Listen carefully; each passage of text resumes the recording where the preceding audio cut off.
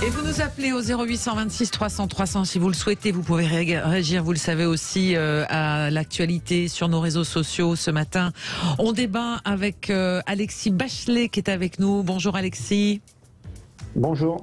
Bonjour, bienvenue adjoint au maire à Colombes, ancien député socialiste. Ergun Torpaslan, je suis arrivé aujourd'hui. Bonjour Ergun, porte-parole des territoires de progrès. Arnaud Benedetti, bonjour. Bonjour.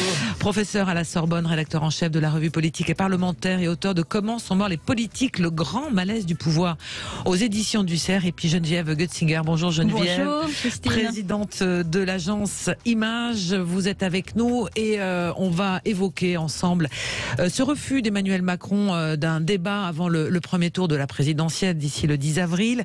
Est-ce qu'on est prêt, nous Français, à faire comme on nous le suggère en ce moment, de faire des efforts sur notre consommation d'énergie? Crise de l'Ukraine et guerre en Ukraine oblige. Il y a plusieurs volets sur cette question.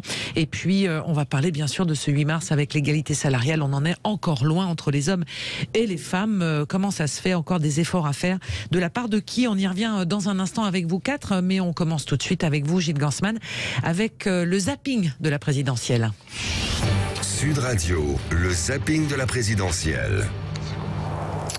Et oui Christine, vous allez en parler dans vos débats. Emmanuel Macron est donc en campagne et part à la rencontre des Français. Il était hier à Poissy et il ne rencontrera pas en revanche les autres candidats pour débattre. Il n'en est pas question, il l'a dit sur LCI. Je ferai plusieurs formats qui prennent tous les candidats, mais après, je ne ferai pas de débat avec les autres candidats avant le premier tour. Le reproche. Aucun président en fonction qui se représentait ne l'a fait. Je ne vois pas pourquoi je ferais différemment du général de Gaulle, de François Mitterrand, de Jacques Chirac ou de Nicolas Sarkozy.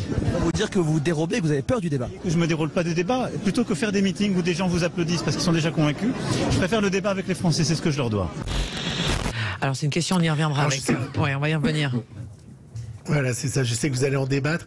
Vous pouvez réagir sur le prochain son. Hier, Patrick Cohen, dans C'est à vous, a fait une piqûre de rappel des présidents Mitterrand, Chirac et Sarkozy qui n'étaient pas restés les bras croisés face à une invasion du Koweït, de la Serbie ou de la Libye. C'était des pays, évidemment, sans armes nucléaires. Ça change un peu la donne. Mais hier, C'est à vous a rediffusé les discours de ces présidents. Aussi loin de nous qu'il semble sur une carte de géographie, c'est protéger notre pays. Ne laissons jamais à la loi du plus fort le soin de gouverner le monde. Un jour ou l'autre, elle s'installerait chez nous. Accepter les horreurs dont nous sommes les témoins, ce serait perdre notre âme. Ce serait laisser la gangrène de l'innommable s'installer à nouveau sur notre continent. En Libye, une population civile pacifique qui ne réclame rien d'autre que le droit de choisir elle-même son destin se trouve en danger de mort. Nous avons le devoir de répondre à son appel angoissé. Oui. Ça fait réfléchir, hein? Bah oui. Mais oui, l'histoire nous rattrape, Gilles. Et puis, c'est avec des regrets que les équipes de Quotidien ont appris le départ de Jeannine Gouraud.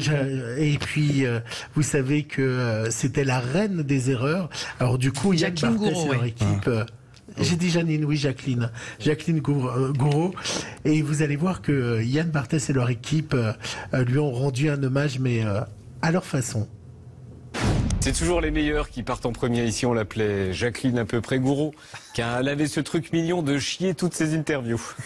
Le dernier tiers sera payé en 2022. Oui, 2022. Sera supprimé, pardon. Vous, personnellement, vous avez quand même un avis. Qui a un ami où? Un avis. Un avis? Ah, un avis, j'ai compris, un avis. Celle du ministre de l'Intérieur. Voilà. Et vous gagnez combien? Alors c'est 8 000 € bruts. Les élus, si ce n'était pas le cas. Excusez-moi, j'ai dit une bêtise. Net. Il y a 43% des Français aujourd'hui qui ne paient pas d'impôts. Non, 43% seulement qui payent. Pardon. 57%. Oui, pardon. Excusez-moi, vous avez raison. Elle va nous manquer. Ça fait du bien de rire un peu avec les politiques dans cette période. Ouais, effectivement, qui part au Conseil constitutionnel, décision qui avait été effectivement commentée. Merci beaucoup Gilles pour ce zapping de la présidentielle. On va nous dérouler l'actualité jusqu'à midi, vous le savez, mais on va commencer par les coups de cœur et les coups de gueule de l'actualité. Qui veut commencer? Geneviève. Oui, allez. À vous l'honneur. Bah, écoutez, tout le monde a l'air de se réjouir de la suppression, en tout cas de la volonté de supprimer la contribution à l'audiovisuel public, la redevance. Hein. Bon, Emmanuel Macron est pour, il l'a annoncé hier. S'il est réélu, ce qui semble aujourd'hui possible, on va dire. Hein. Voilà, possible. En tout cas, il la supprimerait. C'est aussi le cas de Marine Le Pen. Bon, tout le monde a l'air ravi de ça. Ça pose néanmoins un problème, en tout cas pour ce qui concerne l'audiovisuel extérieur de la France. C'est le groupe France Média Monde qui est financé par la redevance, cette fameuse CAP, à 100%, quasiment à 100%. Parce que pour ce groupe-là, la publicité est quelque chose d'extrêmement compliqué et toute diversification financière est quelque chose naturellement plus compliqué. C'est très mauvais pour les médias qui diffusent à l'international, cette décision, de ne plus être financé par la contribution à l'audiovisuel public. Pourquoi ? Parce qu'ils risquent aujourd'hui, c'est vraisemblablement ce qui va se faire, d'être rattachés au budget du Quai d'Orsay. Or, qu'est-ce que ça signifie pour eux, être rattachés au budget du Quai d'Orsay ? C'est un double risque en réalité. Un risque en matière de crédibilité et un risque en matière de financement tout court. Crédibilité, pourquoi ? Ce sont des médias qui ne sont pas la voix de la France. Ils ne sont pas la voix de la France, les rédactions sont indépendantes, mais en revanche, ce sont des médias qui colportent, qui véhiculent les valeurs françaises. Mais pour un certain nombre et beaucoup d'auditeurs partout dans le monde, c'est une distinction qui est en fait très subtile et très complexe, très subtile à comprendre dans des pays qui ne sont pas des démocraties comme la nôtre. Les valeurs de la France, c'est effectivement la démocratie, la laïcité, l'égalité entre les femmes et les hommes dont on va parler. Ces médias, c'est France 24, Radio France Internationale et Monte Carlo Doualiya, radio publique arabophone qui émet vers les pays du Mashrek et qui parle donc en arabe à des populations arabophones de laïcité, d'homosexualité, d'égalité des genres. Alors, ce que je disais, donc, c'est ce rattachement au Quai d'Orsay, enfin, ce rattachement à une budgétisation Quai d'Orsay, ça sera très compliqué à vivre parce qu'en termes de crédibilité, il apparaîtra qu'il y a une sorte de cordon ombilical et il va être plus compliqué de défendre l'idée de l'indépendance. Et l'indépendance, c'est la crédibilité pour ces médias. Et puis, deuxième chose, dépendre du budget du Quai d'Orsay, ça fait naturellement de vous une variable d'ajustement en fonction du budget annuel du Quai. Et est-ce que les médias seront finalement l'essentiel en période de vache maigre ? C'est pas donné, c'est pas acquis, alors que d'ores et déjà, ces médias souffrent d'une insuffisance de ressources par rapport à leurs grands concurrents internationaux, que sont par exemple la BBC, que sont les médias américains, qui eux ont des budgets, même la Deutsche Welle, qui ont des budgets en croissance constante, alors que le budget de France Média Monde est en régression constante. Et on rappelait tout à l'heure avec Gilles Gansman que la redevance télé en France, 138 €, si je dis pas de bêtises, on est dans la moyenne basse des pays européens en termes de budget de redevance télévisuelle. En tête, je crois que c'est la Suède avec plus de 400 € pour chaque contribuable. Pour l'audiovisuel public, on y reviendra dans les propositions qui sont faites, notamment avec la thématique autour d'Emmanuel Macron et le premier tour de la présidentielle. Là, on va s'arrêter un court instant sur Sud Radio. On va faire les infos justement et on revient juste après avec nos 4 débatteurs. Et vous, si vous le souhaitez, au 0826 300 300. À tout de suite. Et avec nos 4 débatteurs du jour, Alexis Bachelet, adjoint au maire à Colombes, Ergun Toparslan, qui est porte-parole de Territoire de Progrès, Geneviève Gössinger, présidente de l'agence Image, et Arnaud Benedetti, prof à la Sorbonne, rédacteur en chef de la revue politique et parlementaire et auteur de Comment sont morts les politiques, le grand malaise du pouvoir, aux éditions du Cerf. Alors on en était à notre tour de table des coups de cœur et des coups de gueule. Geneviève venait d'évoquer donc la suppression de la redevance audiovisuelle publique, enfin le projet présenté hier par le candidat Macron. Maintenant, on parlait de ça. Coup de cœur, coup de gueule, Ergun, qu'est-ce que vous voulez Moi, un coup de cœur dans ces moments tragiques. Oui, c'est vrai que l'histoire est tragique et qu'on est pris par l'actualité, mais on a la chance d'avoir l'art et la culture et le sport également pour un peu sortir quelques instants de cette actualité tragique. Et j'ai pu découvrir un superbe film qui est sorti le 2 mars, qui s'appelle Rien à foutre, d'Olivier Marr et qui est joué par Adèle Cardopoulos. C'est grosso modo l'histoire d'une jeune femme qui est hôtesse dans une compagnie aérienne low cost et on suit son quotidien dans un monde qui va très vite et auquel elle a du mal à s'adapter et surtout des conditions de ces travailleuses du ciel qu'on ignore beaucoup, à part si on a des proches qui travaillent là-dedans et qui sont assez inquiétantes. Et à côté de ça, c'est un film qui a été très, très bien joué déjà, sublime actrice Adèle Cardopoulos. Je pense qu'elle a marqué l'histoire du cinéma de notre pays, mais ce qui était intéressant, c'est qu'il n'y avait pas de morale, pas de conclusion, et que c'était un bout de vie de cette jeune femme qui est dans un monde qui va un peu trop vite et qui essaye de trouver l'amour dans un monde de surconsommation. Je sais qu'on va en parler après. On consomme tout, les humains, les émotions et aussi les énergies. Et les énergies, ouais. En plus, vous parlez du monde de l'aérien, effectivement, ces hôtesses de l'air, enfin ce personnel de ces compagnies low cost, on est toujours surpris de voir le prix que l'on paye du billet en se demandant comment effectivement tout ça peut tenir. Exactement, avec le prix de l'énergie. Enfin, on verra si le modèle continue. Je pense qu'il y a aussi des choses à revoir derrière tout ça. Alexis Bachelet, quel est votre coup de cœur ou coup de cœur à la résistance ukrainienne, vous dites?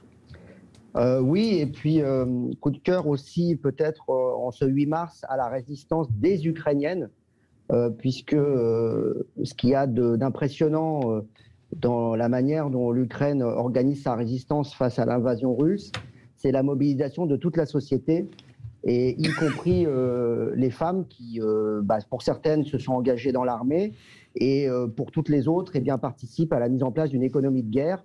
On a vu beaucoup de reportages qui montrent les femmes à l'arrière, qui organisent les collectes, qui sont dans les usines aussi. D'ailleurs, comme en 14-18, quand les hommes sont partis au front, c'est les femmes qui ont fait tourner l'économie. Eh ben oui, Arnaud, je crois que tu t'en rappelles, même si tu n'étais pas là, mais c'est la vérité. Merci. D'ailleurs, ça a largement contribué à l'émancipation des femmes. Ça a largement contribué dans notre pays à l'émancipation des femmes, puisqu'au lendemain de la guerre, les femmes avaient pris une place prépondérante dans l'économie et elles voulaient aussi des droits, et notamment le droit de vote qu'elles n'avaient pas à l'époque. Tout ça pour dire que je trouve qu'on est à 13 jours de guerre, et quand on relit la plupart des articles écrits avant le 24 février, l'armée ukrainienne, on lui donnait au pire 48 heures, au mieux 3-4 jours pour tenir face au rouleau compresseur russe. Et force est de constater que 13 jours après le début de l'invasion, à part Kherson, aucune grande ville n'est aux mains des Russes. Et je crois qu'il faut s'attendre, si la Russie de Vladimir Poutine ne prend pas le chemin de la négociation, à un conflit très long, très dur malheureusement, et il faut s'attendre à des bombardements sur les grandes villes. Vladimir Poutine, si on le laisse faire, n'hésitera pas à raser Kiev et toutes les grandes villes, mais je pense que le prix de cette guerre pour la Russie sera insupportable, comme le Vietnam l'a été pour les États-Unis et plus récemment l'Afghanistan. Ouais. Alors effectivement, on va y revenir dans un instant. Je rappelle juste deux informations importantes.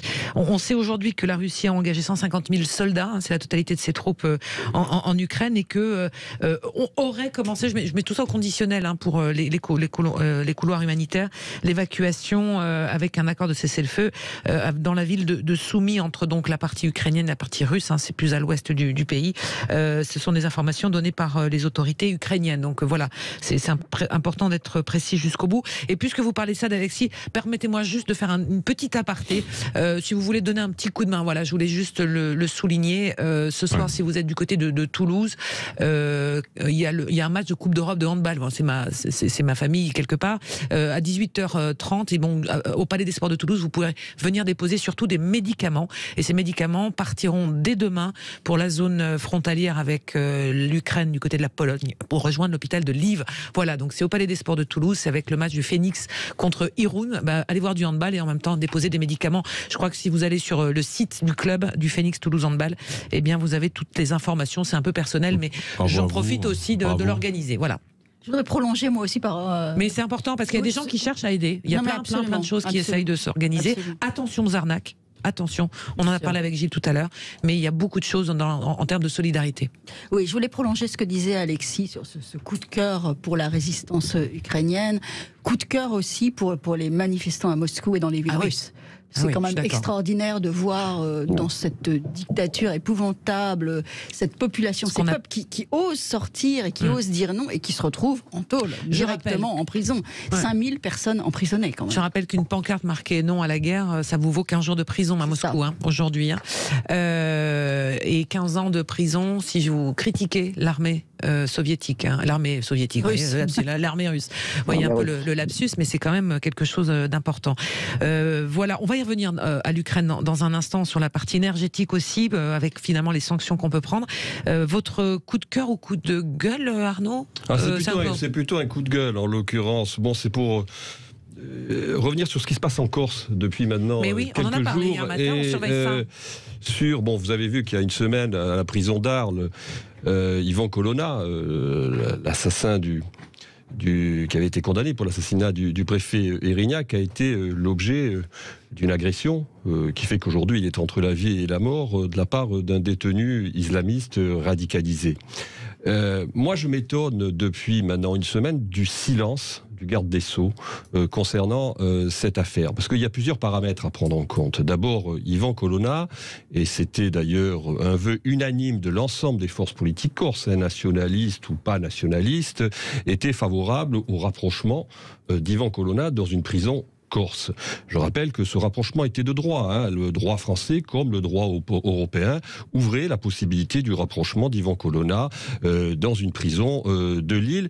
Ce à quoi s'oppose systématiquement la justice française depuis que Ivan Colonna bénéficie de cette possibilité, lui et d'ailleurs les deux autres membres du commando Erignac. Ça, c'est un premier point. Et alors, ce qui était évidemment argué par les autorités françaises, c'était de dire qu'on ne pouvait pas assurer la surveillance d'un détenu particulièrement signalé, vous savez, le statut de DPS, sous lequel aujourd'hui Ivan Colonna est prisonnier, parce que tout simplement les conditions n'étaient pas réunies dans la prison de Borgo en Corse où il aurait pu être incarcéré. On voit la façon dont on pouvait assurer la surveillance dans la prison d'Arles, en l'occurrence, puisqu'il a été victime d'une agression qui fait qu'aujourd'hui il est entre la vie et la mort. Ça, c'est le premier point. Le deuxième point, qui est très étonnant quand même dans cette affaire, c'est que, et j'ai entendu le président de l'exécutif corse, Gilles Simeoni, le rappeler récemment, c'est que depuis 2016, le conseil régional, enfin l'assemblée territoriale de Corse et le conseil exécutif de Corse ont prévenu les autorités françaises que les détenus corses, et les détenus corses, notamment les détenus corses pour des faits politiques ou des faits terroristes, étaient particulièrement ciblés par les détenus islamistes, en raison d'un certain nombre d'affrontements intercommunautaires qui se sont déroulés en Corse ces dernières années. Et que, jusqu'à présent, les autorités publiques n'ont pas du tout tenu compte de ces avertissements. Et moi, ce qui m'étonne beaucoup, c'est que le garde des Sceaux, M. Dupond-Moretti, qui est quand même le responsable de l'administration pénitentiaire, aujourd'hui se mure dans un silence absolu depuis une semaine. Donc ça pose quand même un vrai problème aujourd'hui. C'est-à-dire qu'on a un État qui a refusé le transfert d'un prisonnier qui... nonobstant la gravité des faits, pour lequel il a été condamné, se tient totalement silencieux. L'administration pénitentiaire, c'est de la responsabilité du garde des Sceaux. Et le garde des Sceaux, pour l'instant, ne dit rien. Je trouve ça assez surprenant, et on voit bien qu'il y a une tension extrêmement grande qui est en train aujourd'hui de renaître entre la Corse et l'État. On a vu des manifestations assez violentes ce week-end à Corté avec une forte mobilisation. Et je tiens à le dire parce que on sait très bien aujourd'hui qu'il y a un consensus de la société corse sur cette question du rapprochement des prisonniers. Même s'il y a une condamnation... Mais qui est légitime d'ailleurs. Qui est légitime, tout simplement. Le refus de l'État aujourd'hui de parler, d'avoir une parole d'apaisement, ne fait que mettre de l'huile sur le feu. Et je crains que dans les semaines qui viennent, on ait un retour de la violence en Corse. Vous savez que la violence en Corse, malheureusement, a disparu politiquement depuis 7-8 ans, et qu'aujourd'hui, le risque, en effet, c'est qu'elle revienne. On ne va pas transférer des condamnés parce qu'il y a une partie d'une population dans une région française, malgré tout, qui souhaite qu'ils soient sur cette région-là. Donc, à un moment donné, il faut... Non, c'est le droit. Mais c'est pas le problème de la population, c'est le droit. Et c'est pas l'État, c'est la justice qui refuse de le faire. C'est le droit. Non, mais c'est pas pareil. Quand vous dites ça, vous envenimez un peu les choses aussi. aussi, monsieur. Je veux dire, quand on dit que l'État refuse d'envoyer Yvan Colonna en Corse, non, c'est la justice qui refuse. Et je pense qu'il y a des raisons aussi par rapport à sa détention pour être sûr qu'il n'y a pas des tentatives ou autre chose, qu'on soit sûr qu'il puisse purger complètement sa peine. Attendez, on est dans une série. Je veux dire, on est dans une... Geneviève, et après on fera la pause. Arnaud. Non, on est dans une série de dysfonctionnements multiples et variés dans cette affaire. Je rappelle que l'agresseur d'Yvan Colonna est un détenu qui est radicalisé, qui est un ancien d'Afghanistan, dont on connaît la dangerosité particulière et auquel on a permis d'obtenir un statut d'auxiliaire. Vous savez, dans les prisons, vous avez des statuts d'auxiliaire pour un certain nombre de détenus, c'est-à-dire qu'ils pouvaient faire le ménage dans la salle de sport. Donc il y a quand même toute une série aujourd'hui de dysfonctionnements qui expliquent qu'il y a une responsabilité de l'État. Et la justice, ne me dites pas que la justice c'est pas l'État. La justice c'est une fonction régalienne de l'État. Deux sujets en un. Il y a deux sujets en un. Il y a le sujet des radicalisés. Le remettre en Corse, je veux dire. Non mais pardon, c'est autre chose. Pardonnez-moi, même si on n'applique pas le droit, c'est un autre problème. Et Alexis, c'est son droit absolu d'aller en Corse, effectivement, d'être emprisonné en Corse, et on ne peut pas se dire par principe qu'en Corse, forcément, il ferait l'objet. Il y a des sujets quand même, c'est pas non plus anodin. Non mais c'est pas anodin, mais c'est le droit. Donc soit on applique le droit dans ce pays, soit on admet qu'on n'applique pas le droit. Enfin, c'est pas le seul détenu corse qui n'est pas encore, qui n'est pas qui purge sa peine sur le continent. Reconnaissez qu'il y a une logique de purger votre peine près de chez vous, ne serait-ce que pour votre famille puisse venir vous voir, enfin, pour tout un certain nombre de choses. Vous ne pouvez pas d'emblée dire que parce qu'il est en Corse, il va s'évader. Parce que c'est ça qui est derrière vos propos. Non, ça c'est ce que vous essayez d'imposer en disant qu'on refuse de on vous a pas entendu sur le sujet, parce que c'est vrai que c'est quelque chose qui est dans les radars et il ne faudrait pas passer à côté le dossier Corse actuel, après l'agression d'Yvan Colonna. Non, mais j'abonderai deux fois dans le sens d'Arnaud Benedetti. D'abord sur le traitement du détenu Yvan Colonna, qui n'est pas un détenu comme les autres. Pas tout simplement parce que ça n'est pas un condamné comme les autres, c'est une affaire hors norme. On parle d'un préfet qui a été assassiné, et donc évidemment, on ne peut pas imaginer que... Et souvenez-vous de Nicolas Sarkozy annonçant son arrestation après sa cavale. Oui, c'est un dossier qui a été médiatisé, politisé, et on ne peut pas imaginer que le traitement de ce détenu-là ne soit pas suivi au plus haut niveau. Et donc, c'est là que ça renvoie à la deuxième interrogation d'Arnaud, qui est très pertinente. C'est comment, sur un dossier aussi sensible, l'État, le ministre de la Justice, qui est quand même pas le moins bavard de ce gouvernement, qui n'est pas le moins capable d'expression médiatique, fait silence et ne s'exprime pas suite à cette agression dont la violence en soi est extrêmement rare. C'est quand même rare qu'un détenu agresse un autre détenu au point de mettre sa vie en péril et que celui-ci se retrouve dans le coma. Il se trouve que ce détenu-là n'est pas n'importe lequel, c'est Yvan Colonna, mais ça serait un autre détenu, ça poserait les mêmes questions. Simplement, ce qui pose maintenant des interrogations, c'est pourquoi il n'y a pas d'expression politique sur ce dossier sensible qui a des conséquences, on le voit en Corse, et qui recrée de l'attention, alors que peut-être, avec un peu plus de transparence et d'explication, on pourrait un petit peu faire redescendre la pression. Mais on va revenir sur ce sujet inévitablement, je pense, dans les jours prochains. On va s'arrêter un court instant, et celui qui a pris la parole hier soir, c'est Emmanuel Macron, le candidat. Il a fait son premier, on va dire, meeting, sa rencontre avec les Français du côté de Poissy. Emmanuel Macron qui ne veut pas de débat avec les autres candidats avant le premier tour de la présidentielle, puisque les autres présidents, a-t-il dit hier soir, vous l'avez entendu tout à l'heure, les autres chefs de l'État ont fait exactement la même chose, donc il s'inscrit dans cette logique, d'accord ou pas. On en parle avec nos 4 débatteurs et avec vous également si vous le souhaitez au 0826 300 300. À tout de suite. Et en nos compagnies d'Ergun Topaslan, porte-parole de Territoire de Progrès, Alexis Bachelet, adjoint au maire à Colombes, ancien député socialiste, Arnaud Benedetti, professeur à la Sorbonne et auteur de Comment sont morts les politiques, le grand malaise du pouvoir aux éditions du Cerf, et Geneviève Götzinger, présidente de l'agence Image. Alors on revient sur ce grand débat d'Emmanuel Macron, tellement le format ressemblait à ce qu'on a vécu vécu au moment de la crise des Gilets jaunes. Donc le candidat président Emmanuel Macron Des était grands débats et pas grand débat, parce que j'ai une telle bienveillance face à lui, on ne peut pas qualifier ça de débat. Alors, vous avez donc... Je ne ferai pas les hostilités déjà. Non, je ne ferai pas. Laissez-nous quelques munitions. Laissez-moi défendre un peu, après vous. Alors hier soir, il était devant 200 habitants. On a parlé de ses propositions, notamment supprimer la redevance télé comme le propose, je le rappelle, Valérie Pécresse, Éric Zemmour et Marine Le Pen. Il veut tripler le plafond de la prime Macron. Voilà quelques-unes des grandes idées qu'il a présentées. Ou encore verser jusqu'à 1 000 euros aux entreprises pour sans charge ni impôt. Ça, c'est la fameuse prime Macron. Mais surtout, il a parlé de il a été questionné par notre confrère de LCI TF1 sur le fait de débattre avec les 12 autres candidats avant le premier tour. Il a dit pourquoi je le ferais puisque les autres présidents de la République qui sont représentés le feraient. Est-ce que vous trouvez ça choquant les uns les autres? Alexis, vous êtes à distance, donc je vais commencer avec vous, Alexis. Est-ce que vous avez trouvé ça choquant que Emmanuel Macron ferme la porte à un débat avant le premier tour? J'ai trouvé ça étonnant pour un président jeune et qui se voulait révolutionner les codes et le fonctionnement institutionnel de la vie politique, de se mettre dans les pas du général de Gaulle. Transgressif. Je voudrais pas être désagréable avec Emmanuel Macron, mais enfin quand même comparer la situation de la campagne présidentielle en 2022 à celle de 1965, il faut quand même oser.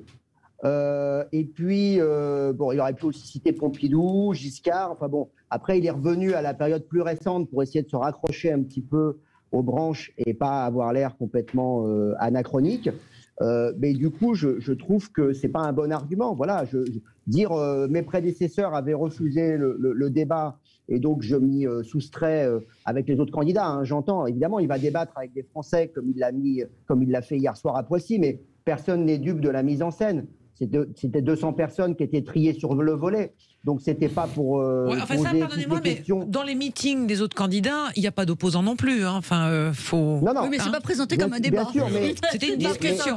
C'était présenté comme une discussion. Mais les autres candidats, ils vont pas jusqu'à essayer de faire prendre des vessies pour des lanternes en disant voilà, je réponds aux questions des Français.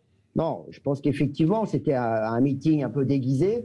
Et du coup, je trouve que, compte tenu du fait que la campagne se passe dans un contexte très particulier, où justement les temps de débat vont être très courts, puisque le candidat Macron ne l'est que depuis quelques jours, il a attendu le dernier moment. Donc ça aurait pu justifier qu'il y ait des débats contradictoires. Donc moi, ce que je dis juste, c'est qu'effectivement, le président assume de ne pas aller dans des débats contradictoires avant le premier tour. Et après, j'ai envie de dire, c'est aux Français de juger de l'attitude de ce candidat qui ne se confrontera pas aux autres candidats, alors que les autres candidats, eux, je suppose, vont participer à ces débats-là. Moi, ça me choque pas. Je comprends la position du président, du candidat également, parce que tout d'abord, il est rentré en campagne bien plus tard que les autres, et surtout de par son action depuis 5 ans, il a été très largement critiqué tout au long du quinquennat par ses opposants.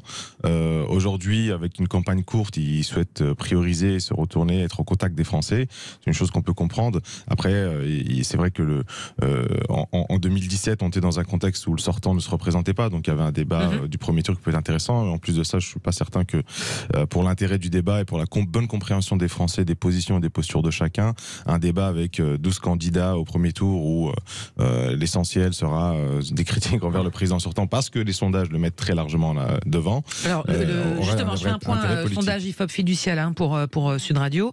À ce jour, Emmanuel Macron est à 30%, il prend 1 point. Marine Le Pen est deuxième avec 18%, elle prend 1 point. Valérie Pécresse, troisième avec 13%, elle perd 1 point. Éric Zemmour est à 12,5%, donc vraiment c'est la marge d'erreur. Il prend 0,5 et Mélenchon est à 11,5. Il a pris 0,5 également dans pour le quintet dans l'ordre aujourd'hui, à ce jour. Nous, au sein de la majorité présidentielle, on n'a pas pu faire campagne avec un candidat depuis très longtemps. Hier, il nous a dicté la feuille de route avec les 4 axes forts de sa campagne, et aujourd'hui, effectivement, il nous reste 34 jours. Mais est-ce qu'il n'aurait pas, comme dit Alexis, intérêt aussi à changer finalement, à surprendre finalement pour et accepter un débat? Je sais pas, elle est où la surprise après derrière, si c'est systématiquement se mettre en avant et en contact des candidats, peut-être, mais je pense que l'innovation pour moi est d'être au plus proche des Français malgré un contexte et malgré le fait qu'il soit toujours président en exercice. Geneviève. Oui, alors J'ai envie de dire deux choses, en fait. C'est pas son intérêt de débattre avec les 11 autres. C'est clairement pas son intérêt. Donc pourquoi est-ce qu'il ferait quelque chose qui ne lui semble pas son intérêt?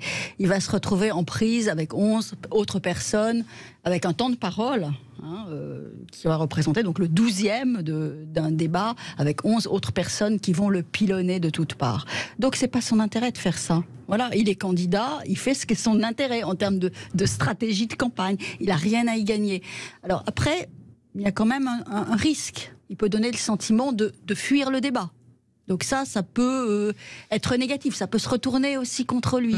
Ce que disent certains d'entre vous, ce que disait Alexis. Oui, il peut donner le sentiment de ne pas être fidèle à ce qui a été son image d'homme un peu disruptif, capable de changer les codes, de bouleverser les choses.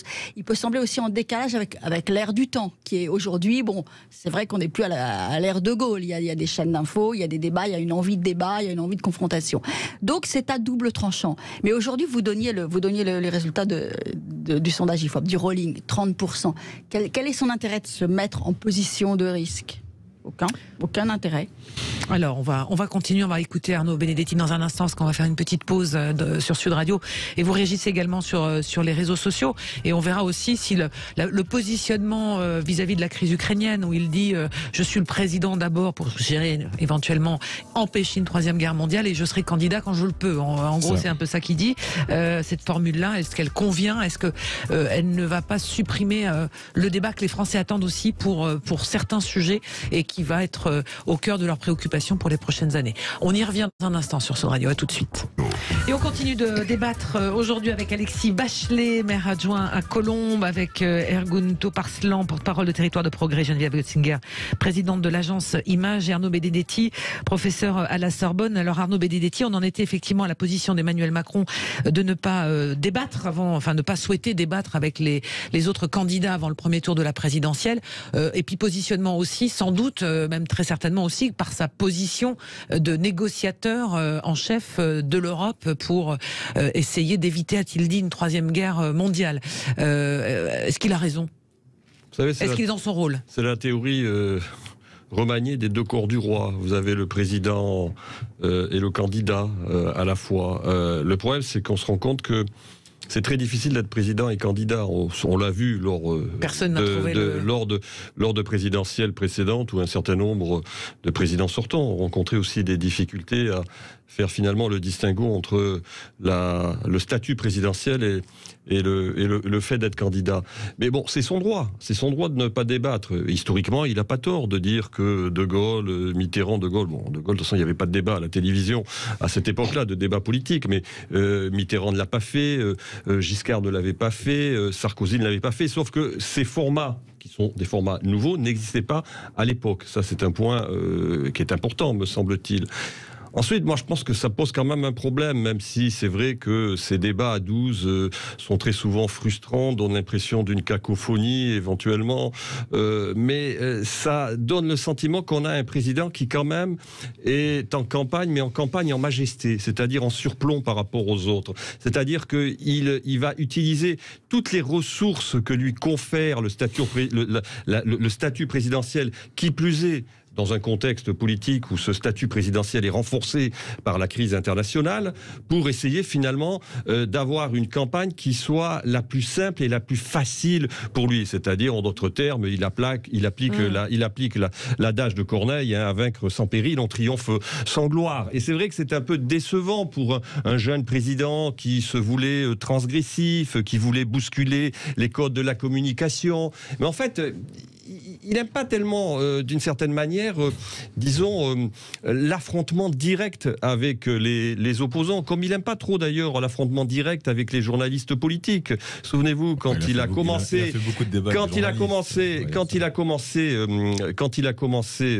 disons, sa carrière présidentielle en 2017, il avait mis à distance les journalistes, notamment les journalistes politiques, pas trop les journalistes économiques avec lesquels manifestement il a une familiarité plus grande avec les journalistes politiques.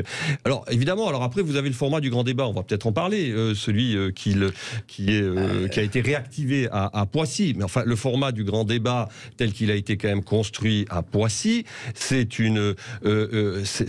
n'est rien d'autre qu'un meeting politique maquillé en faux talk show démocratique. C'est-à-dire qu'on sait très bien que les gens qui étaient dans la salle, ce qui est tout à fait naturel, moi je le conteste pas, dans une campagne politique, étaient plutôt des sympathisants, des militants, en tout cas des proches qui n'étaient pas là pour le mettre en difficulté. Donc oui, bon, il est dans une campagne qui est une campagne d'évitement des oppositions. Il évite les oppositions, Ergun. Non, je crois que ce qui déçoit les oppositions, c'est surtout ces sondages très hauts et qu'ils n'arrivent pas à le chercher même s'ils ont été en campagne plus de 2 mois avant lui, ils ont eu toutes leurs candidatures qui ont été mises en place 2 mois avant lui, ça n'a pas pris et que ça ne prend pas auprès des Français. Je pense que le président a tout à fait raison de rester au contact des Français, d'essayer de profiter du court instant qui reste jusqu'au premier tour de la présidentielle pour essayer de les convaincre eux et de ne pas tomber dans des choses comme faisait Valérie Pécresse, un meeting ce week-end dernier, sur une estrade avec une salle d'élus et de militants à applaudir à chaque bout de phrase. Donc là, on est dans un format de meeting proche des citoyens. Pas tous complètement acquis à la cause. D'ailleurs, il a eu une standing ovation hier quand il est arrivé. Oui, mais non, mais arrêtons de dire ce matin. C'est tout à fait normal. Moi, ça me choque pas. Mais enfin, à un moment donné, qu'on nous dise pas que c'est un débat, que c'est un débat avec les Français. C'est un meeting de campagne déguisé. La vraie déception, c'est sa position dans les sondages. C'est sa position à 30%. Non, moi je pense que c'était normal que ses concurrents n'arrivent pas jusqu'à présent à se faire entendre parce que la campagne ne pouvait pas commencer avant que le principal candidat n'entre en campagne. Donc la campagne ne devait commencer réellement que quand Emmanuel Macron allait entrer en campagne. Or là, il entre en campagne en étant effectivement en majesté. Vous avez raison, je reprends ce mot, il est très très juste. Une campagne un peu schizophrénique où il est à la fois candidat, président, ou dans une même phrase. Hier, il était candidat, puis après président, où il passe d'une casquette à l'autre. C'est très compliqué, très pratique et en même temps potentiellement très gênant pour lui. Alexis.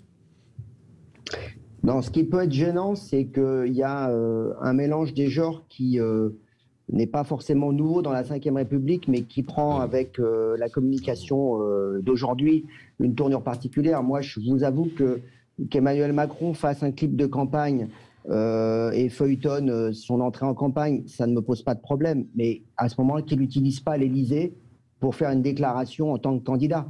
Il faut qu'il sépare clairement ce qui relève de l'utilisation des moyens de l'État, de ce qui est celui du candidat, parce que déjà qu'il a une surface médiatique en tant que président sortant, et encore renforcée par la crise, il a déjà une longueur d'avance sur tous ses concurrents en termes de visibilité politique et médiatique. Si en plus, dans le cadre de la maigre campagne, parce qu'il va faire campagne quand même moins longtemps que les autres, mais Ergun, il peut dire oui...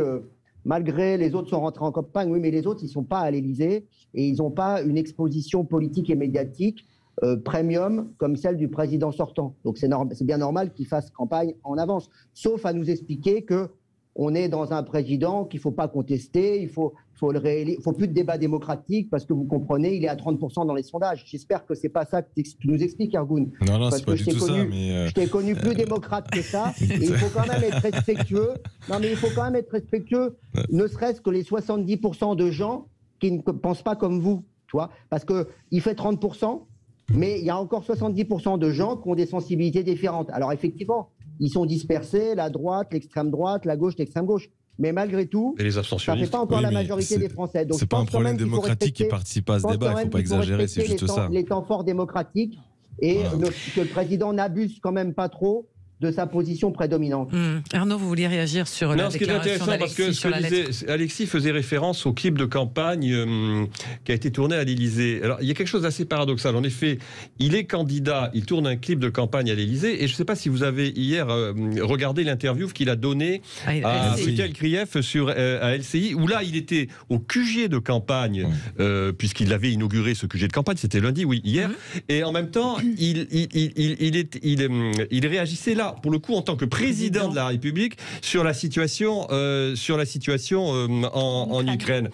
Mais parce qu'en fait, le télescopage de ces deux moments de communication montre bien la difficulté qu'il y a, ça c'est clair, pour un président sortant à faire campagne. Parce qu'en effet, on ne sait jamais finalement qui s'exprime. Est-ce que c'est le président ou est-ce que c'est le candidat? Mais la réalité, c'est qu'aujourd'hui, en effet, la ressource présidentielle est une ressource tout à fait efficace, encore une fois, dans le contexte qu'on traverse, pour Emmanuel Macron. Alors justement, lors de cette soirée, avec cette conversation, Geneviève, avec les Français, j'aime beaucoup la formule, enfin l'imagination des communicants politiques pour parler d'une rencontre et d'un débat.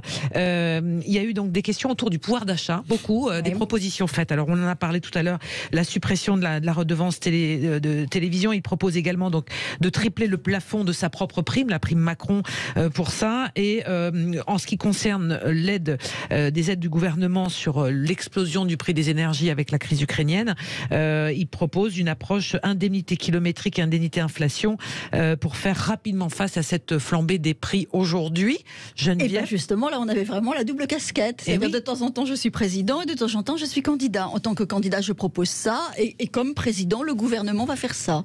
Et là, on était vraiment dans la limite de cet exercice un peu schizophrénique. Alors, cela dit, il a été, pendant quand même ces dernières années, il a été pendant ces derniers mois le président du pouvoir d'achat, très clairement. Quoi qu'il en coûte. Et là, il est le candidat du pouvoir d'achat. Donc la boucle se boucle. On parle de cette crise ukrainienne avec cette. Alors, il y a un ministre qui s'est exprimé. Ils sont assez peu nombreux en ce moment à prendre la parole autour de la question ukrainienne et russe.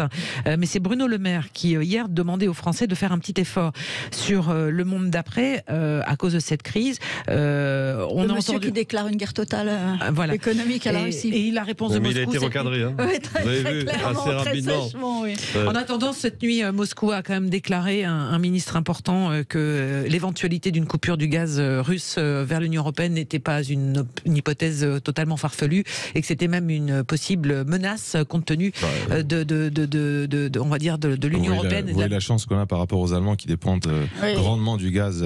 Jusqu'où on peut aller dans les sanctions alors du coup? Jusqu'où il faut aller pour ne pas se retrouver effectivement, quand on voit les conséquences, 8-10 centimes, on a entendu les témoignages d'automobilistes, là ça va être exponentiel. Jusqu'où faut-il aller? On en parlait déjà hier pour les sanctions économiques vis-à-vis de la Russie, puisque l'intervention militaire, pour l'instant, sur le terrain, est proscrite. C'est pas facile parce qu'il faut toujours garder dans l'esprit de laisser une opportunité, une petite fenêtre, même si elle devient de plus en plus petite, à la discussion, à la négociation. Donc c'est un jeu d'équilibriste qui est très délicat et je pense que jusqu'aujourd'hui, les seuls leaders mondiaux sont notre président qui arrive à garder le contact avec le président russe et le président ukrainien. Il y a d'autres pays qui font cette tentative-là. C'est pas les seuls, mais il y en a pas beaucoup.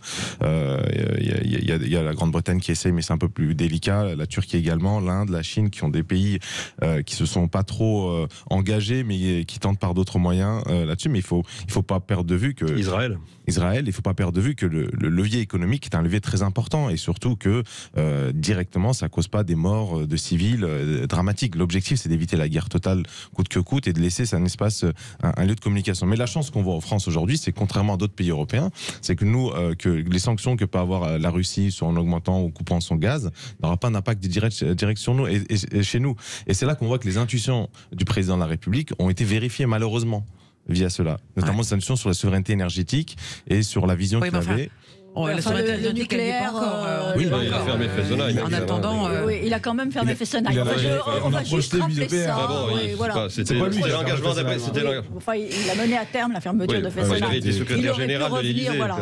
Il aurait pu revenir là-dessus. Mais effectivement, on est très heureux d'avoir le nucléaire. Alors, Alexis, jusqu'où faut-il aller pour les sanctions économiques vis-à-vis de la Russie sans que ça nous pénalise sur nos factures d'énergie qui, semble-t-il, vont prendre la courbe ascendante? De toute façon, je l'ai dit tout à l'heure, je pense que en fonction de l'attitude de la Russie et de la durée de l'intervention militaire russe, on risque d'avoir en fait une montée aux extrêmes, en particulier quand M. Poutine va commencer à bombarder Kiev. Où là, on ne parle pas simplement de villes de 100 000 ou 300 000 habitants, mais d'une... C'est la périphérie qui est bombardée aujourd'hui. Ouais. Aujourd'hui, c'est la banlieue de Kiev qui est rasée, totalement rasée. fidèle à la tradition de l'armée russe. Rappelez-vous de Grozny, c'est un peu vieux, mais Grozny a été totalement rasé, éradiqué de la carte. Et plus récemment, Alep a subi également les bombardements de l'armée russe quand M. Poutine est allé sauver le régime de Bachar el-Assad. Et donc, je pense que ce qui attend malheureusement les Ukrainiens, et en particulier Kiev, qui en plus est la capitale symbole de la résistance, avec le président Zelensky qui est resté à Kiev pour aussi montrer la détermination du peuple ukrainien, quand ces images-là vont arriver, eh bien, les Occidentaux n'auront pas le choix que de lancer des sanctions supplémentaires. Et tant que M. Poutine ira aux extrêmes, c'est-à-dire aujourd'hui, clairement, il est dans une stratégie du pire vis-à-vis de l'indépendance de l'Ukraine et de la souveraineté de ce pays, eh bien, nous serons obligés de réagir. Et donc, ça peut aller effectivement, je pense, dans quelques... Alors, peut-être pas dès demain, mais dans quelques semaines, quand effectivement Kiev sera sous les bombes russes, il faudra envisager de couper le robinet du gaz et du pétrole. Et je pense que nos dirigeants, que ce soit d'ailleurs la France et ceux de l'Union européenne, préparent cette hypothèse. Je pense qu'il y a des discussions aujourd'hui avec les États-Unis sur la fourniture de gaz liquéfié, avec les pays du Golfe, avec l'Algérie, sur d'autres qui sont aussi des pourvoyeurs de ces matières premières indispensables. Et je pense aussi qu'on discute de la réintégration de l'Iran, qui est un producteur important de pétrole et qui aujourd'hui est sous des sanctions. Et donc, je crois que nous allons être obligés, l'agression russe va nous obliger à repenser l'ensemble de nos destinations, des provenances de ces matières premières indispensables. Et aussi, je pense que le gouvernement devrait, alors c'est bientôt la fin de l'hiver, mais je pense que le gouvernement devrait aussi, comme on l'avait fait au moment de la crise pétrolière, moi j'étais presque pas né dans les années en 73 quand il y a eu la première crise du pétrole. On a lancé, oui, c'est ma année de naissance. J'étais né, mais je m'en rappelle pas. Je me rappelle pas non plus d'ailleurs du deuxième choc pétrolier en 79. Mais ce que je me rappelle, parce que j'ai lu quelques livres sur ce sujet-là, c'est qu'à l'époque, le gouvernement avait fait, si vous vous rappelez, des campagnes pour les économies d'énergie. On avait déjà ressenti notre dépendance. C'est ce qu'on a. Juste un point un petit mot juste sur les sanctions. Sur les sanctions, il faut faire très attention parce que quand même, on a vu déjà qu'il y a eu un premier train de sanctions lors de l'annexion de la Crimée. Et quand même, il y a eu un contre-coup pour l'économie française, par exemple pour l'agriculture. Les agriculteurs ont beaucoup souffert des sanctions. Il faut s'en souvenir. Donc, dire qu'aujourd'hui la politique des sanctions est une politique qui est efficace à coup sûr, nous n'en savons rien à ce stade. La réalité, c'est que ce que l'on sait, c'est que quand même les Russes se sont préparés aux sanctions aussi, et donc sont capables, pour partie, de les métaboliser. Et on ne peut pas totalement être sur un effet boomerang aussi pour nos économies. Et d'ailleurs, on l'aura vraisemblablement. Non, mais là, je suis pas d'accord avec cette Allez, on va y revenir dans un instant, si vous le voulez bien, tous les quatre sur Sud Radio, dernière ligne droite avant le top horaire de midi sur ces sanctions vis-à-vis de la Russie, efficace ou pas. Est-ce que notre consommation d'énergie va pouvoir suivre la même courbe que d'habitude, où il va falloir se serrer, en tous les cas baisser le chauffage, comme dit, je crois que c'est le ministre Bruno Le Maire qui a proposé ça. On va voir ça dans un instant avec vous également sur Sud Radio. À tout de suite. Dernière ligne droite jusqu'à midi 11h50 également avec vous sur les réseaux sociaux. Vous réagissez beaucoup sur la question notamment des sanctions économiques contre la Russie pour faire plier, on va dire, le président russe dans son invasion de l'Ukraine au 13e jour de conflit. Sur les conséquences, on va dire, purement économiques, sociétales, la question donc de la transition énergétique revient de plein fouet. Est-ce qu'il va y avoir un programme de résilience européen pour faire face donc à cette dépendance énergétique? Est-ce que plus que jamais, mais ça va pas se faire demain, on est bien d'accord? Non, c'est des programmations pluriannuelles sur des visions moyen et long terme. C'est surtout que si on veut changer de braquet et accentuer une certaine stratégie, ça met du temps parce qu'on construit pas des centrales ni nucléaires ni d'autres types comme ça. Il y avait des pays qui ont fait des choix stratégiques. On voit à quel point ils les payent aujourd'hui, comme l'Allemagne qui avait laissé tomber son nucléaire pour des centrales à charbon, des centrales au gaz avec du gaz russe du coup. Et aujourd'hui, ce sont eux qui refusent qu'on mette des sanctions supplémentaires à la Russie. Donc le monde idyllique dans lequel baignaient certains a pris fin aujourd'hui. Maintenant, il ne faut pas perdre de vue aussi que l'enjeu climatique qu'on a, les problématiques qu'on a au niveau de notre planète ne sont pas totalement réglées. Il faut faut que chacun puisse comprendre la gravité du moment sur notamment ces aspects, ces enjeux climatiques. Est-ce que ça peut être un dossier explosif pour la présidentielle, l'augmentation du prix du carburant, du prix des matières premières? Ça l'était déjà avant. C'est ce que j'allais vous dire. Il n'y avait pas besoin d'attendre la crise en Ukraine et la guerre en Ukraine. Il faut sortir l'échiquier pour que ça le soit, en l'occurrence. Aujourd'hui, le litre, le plein, c'est 100 €. Non, mais là, les chéquiers vont être sortis, très clairement. Ça va être le quoi qu'il en coûte. C'est après la présidentielle que ça peut devenir un dossier explosif. Non, mais il y a un problème pardon, je vous interromps. Il y a un problème, j'allais dire, presque de macroéconomie. C'est qu'on sait très bien que l'inflation, mécaniquement, risque d'entraîner, et ça, c'est un vrai sujet dont on parle très peu, et c'est passé complètement sous le tapis de tous côtés, d'ailleurs, dans la majorité, même dans l'opposition, on en parle très peu, c'est que ça peut entraîner une remontée mécanique de ce qu'on appelle les taux directeurs. Les taux directeurs, avec le niveau d'endettement et de dette publique qui est celui de la France, c'est un vrai sujet.